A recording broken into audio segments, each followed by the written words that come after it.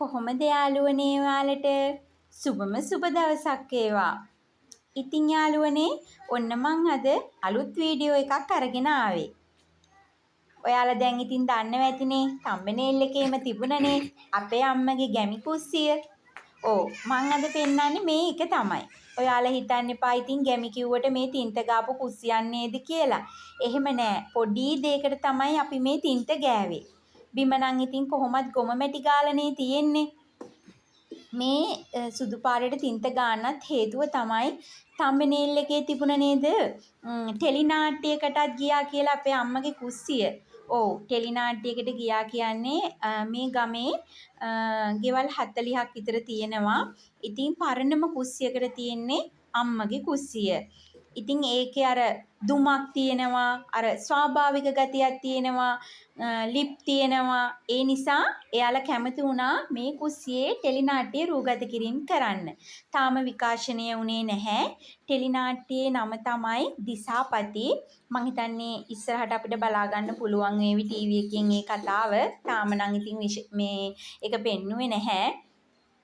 ඉතින් මෙන්න මේ අම්මගේ මේ දුම නිසා තමයි ඒක අර ගොඩක් එයාලා ඒක කැමති උනේ. මොකද මේ වගේ දුමක් නැහැනේ සාමාන්‍යයෙන් දැන් ගෙවල් වල ගොඩාක් පරණ තැන්වලනේ එහෙම තියෙන්නේ.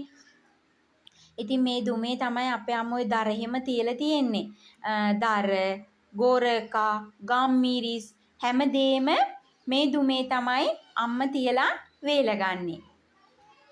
ඔය පේනෝ නේද ගින්දරට ගින්දරේ ලිප. අපේ අම්මා අපි ආව කියලා නෑ. රයිස් කුකර් එකේ බත ගැහුවේ නෑ. අම්මා කෙලින්ම දර ලිපේ තමයි බත තිව්වේ. මේ දුමේ තියෙන්නේ ගම්මිරිස්, කරාබු නැටි, කුරුඳු, ගොරකා මේ හැම දෙයක්ම දුමේ තියලා තමයි අම්මා වේලන්නේ.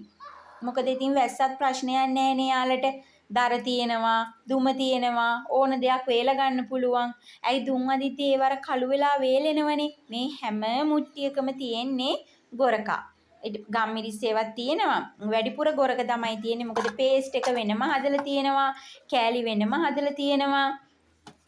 එතකොට හරි ලේසියනේ කඩෙන්නම් කිසිම දෙයක් ගේන්නේ නැහැ. ඔය මම දැන් පෙන්නන්නේ ගොරකා. කළු පාටයිනේ.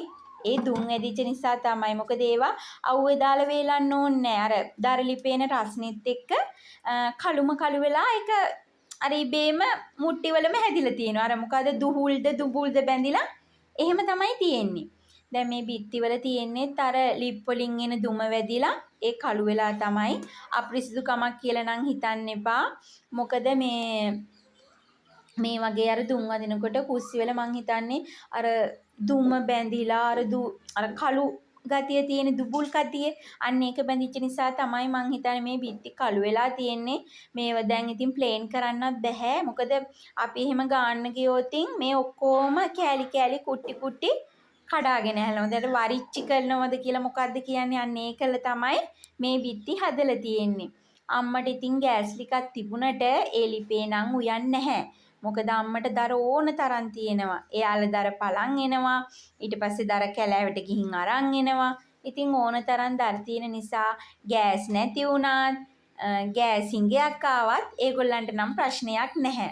ඔන්න යාළුවනේ ඒ අතරේ අම්මගේ බතත් ඉතුරුවා. අම්මා කොයි වෙලාවකවත් රයිස් කුකර් එකේ බත තියන්නේ නැති හේතුව තමයි බතේ කැඳ ටික උතුරලා යන්න ඕනලු. අම්මා කියන්නේ ඒ විස එළියට යන්න ඕනලු. කවුරු හරි ඔය අම්මගේ දැන් අපේ කට්ටිය ඔක්කොම එකතු වෙන සිංහල අවුරුද්දට වගේ තමයි අම්මා රයිස් කුකර් එකේ බත ගහන්නේ. හැබැයි කිරිබත වුණත් අම්මා හදන්නේ ලිපේ. ඇත්තනේ ඉතින් ලිපේ උයද්දි අමුතු රසයක් තියෙනවනේ. දැන් මාළු ඇඹුල් තියල් උනත් දකුණේ රහට හැදෙන්න නම් අපි ලිපේ තියලම තමයි ගන්නෙ. එතකොට හට්ටියට අල්ලලා හට්ටියෙම කර වෙලා කළු පාටට ගන්න පුළුවන් එන්නේ මාළු ඇඹුල් තියල් උනත් ලිපේ හදද්දි. ඇයි අපිට ඕන විදියට ඒක ගාන්ට කර වෙනවනේ. දැන් ගෑස් එකේ නම් තිව්වා ආයි කර වෙන්න බෑ ඉක්මනට ගත්තා. ඉතින් ඒ නිසා අම්මා කොයි වෙලාවකවත් ගෑස් ලිප නම් පාවිච්චි කරන්නේ නැහැ. ඒක හදිසියේ කවුරු හරි ආපු වෙලාවකට හදිසියේ ලෙඩක් හැදුණු වෙලාවට තමයි අම්මා ලිප පාවිච්චි කරන්නේ. ඇත්තටම ඉතින් බුදුන්ගේ සරිණින් එයාලට ලෙඩක් දුකක් නැතුව ඉන්න පුළුවන් නේ මෙහෙම මහන්සි වෙලා. ඒ කියන්නේ දර පළල වුණත් දර හොයාගෙන ඇවිල්ුණත් කරද්දි එයාලට ලෙඩක් දුකක් හැදෙනව බොහෝ විට අඩුයිනේ. අපිට එහෙම නෑනේ. අපි ඉතින් ඇත්තටම අපිට එහෙම කරගන්න වෙලාවකුත් නෑනේ ළමයිත් එක්ක. ඔය දැන් තමයි ඉස්කෝලේ නිවාඩුව නිසා පොඩ්ඩක් හරි නිදහසේ ඉන්නේ. නැත්තම් රෙදි හොදන්න ඕන, උයන්න ඕන, ඊළඟට එයාලට කවන්න ඕන, ඊළඟට දැන් ඉස්කෝලේ යනවා නම් ඒ ඉස්කෝලේ වල වැඩ බලන්න ඕනේ. ඒ හැමදේම අපි කරන්න ඕනනේ.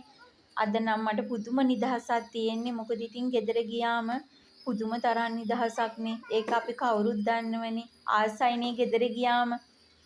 ඔය ඉතින් අපේ ළමයින්ටත් අද රටක් රාජ්‍යයක් පහළ වෙලා වගේ එළියට බහැලා සෙල්ලම.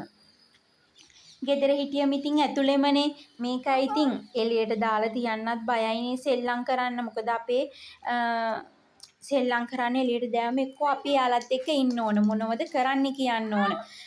බලාගෙන ඉන්න ඕන එක්ක මොනවා හරි ගල් වලින් ගහ ගන්නෝ. ඒ වගේ දේවල්නේ අද ළමයි කරන්නේ. ඉතින් ඒව කරන බලාගෙන ඉන්නට වැඩිය හොඳයි මම නම් ගේ ඇතුලේ තියාගෙන ගේ ඇතුලේ සෙල්ලමක් කරන්නයි කියලා තමයි ඉන්නේ. ඔන්න යාළුවනේ කුස්සියත් එක්කම චූට්ටම් මං ගේත් පෙන්නුවා. ගේ නම් ඉතින් ඇතුලට ගිහිල්ලා වීඩියෝ කරේ නැහැ. මොකද එතකොට ගොඩක් දිග වැඩි වෙනවනේ වීඩියෝ එක. ඒ අතරේ ඔන්න බලන්නකෝ අම්මගේ මල් පැල. ගැමි කුස්සියක් වුණාට මල් නම් ගැමි නැහැනේ. මල් වවන්න අම්මා හරි කැමතියි. ඒ වගේම අම්මා ගම්මිරිස්, කුරුඳු, කෙසෙල් ඔය හැම දෙයක්ම අම්මා වවනවා. ඒ කියන්නේ අම්මා කියන්නේ අපි ඉන්න කාලේ මොනවා හරි ඉඳලා තියන්න ඕනලු. මොකද අපේ අතින් නම් ඒව කවදාවත් කෙරෙන්නේ නැහැලු. ඒ නිසා අම්මා කියන්නේ අපිට කඩාගෙන යන්න හරි අපි ඉඳලා තියන්න ඕනලු. ඔය නම් පෙන්වන්නේ අම්මලගේ ගෙදර නෙමෙයි අපේ නංගිලා ගෙදර. නංගිලා ගෙදරත් එතනම තමයි තියෙන්නේ. ඒ ඉඩමෙම තමයි ගෙවල් දෙකම තියෙන්නේ. අම්මා එහා පැත්තෙන් ඉන්නේ, නංගි මේ පැත්තෙන් ඉන්නේ. ඔය ඉතින් මං ගිය වෙලාවේ නංගිගේ මල් ටිකත් ඉතින් පෙන්නගෙන යනවා. මල් නම් නැහැ වැඩිය. මල් නැහැ කියන්නේ යාට චූටි බබාලා දෙන්නෙක් ඉන්නේ මල් තියාගන්න බෑ. යාලා කඩනවනේ. චුට්ටක් මලක් හැදීගෙන එනකොටම යාලා ඒක කඩලා දානවා. ඔය පේනව නේද අපේ ළමයි?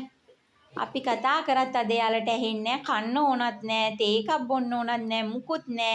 අද යාලට යාළුවගේ ලෝකේ. මේ හැම ගහකම ලස්සනට මල් පිපිලා තිබුණා. දැන් මුකුත් නෑ. දරුවොත් එක තියාගන්න බෑ යාලා කඩනවා. දැන් ඊට ඒ අපේ බබාලත් ඇවිල්ලා යාලත් එක්ක එකතු වෙලා තියෙන ඔක්කොම ටික කඩලා ඉවරයි. බොරුවට පන්සල් යන්න කියලා මල් කඩනවා. ඕව තමයි දෙන්න තුනත් එක්ක එකතු වෙලා කරන්නේ. ඉතින් යාළුවනේ අදට මම නවතින්නම්. ඔයාලට තෙරුවන් සරණයි.